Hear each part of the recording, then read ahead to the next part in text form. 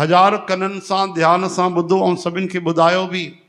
कोई भी कंहिं भी तरह जो सूतक हुजे, काई भी ॻाल्हि हुजे, कहिड़ी भी अवस्था हुजे, सॼे दुनिया में कॾहिं भी सत्संग जो भक्तीअ जो त्याग न करिणो आहे, ग्यारस जो त्याग न करिणो आहे। जनना शौच हुजे चाहे मरणा शौच हुजे, 12 ॾींहं हुजनि या 6 ॾींहं हुजनि या 40 ॾींहं हुजनि, यादि रखिजो केवल भॻवान खे स्पर्श जो त्याग हूंदो आहे, आरती हथ में खणण जो त्याग हूंदो आहे। इन विशेष इन ॾींहंनि में 12 में या 6 में छा हूंदो आहे, भॻवान जा वेद शास्त्र पुराण तव्हां हथ में न खणो, लेकिन ॿुधी त सघो था।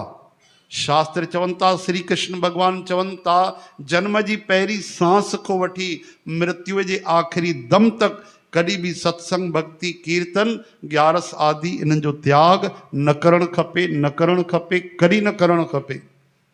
पतो न आहे कंहिं वहम फैलायनि ॿुधल ॿुधायल ॻाल्हियूं। अरे भॻवान जी बि त ॿुधो, भॻवान छा था चवनि। चओ हरे राम हरे कृष्ण।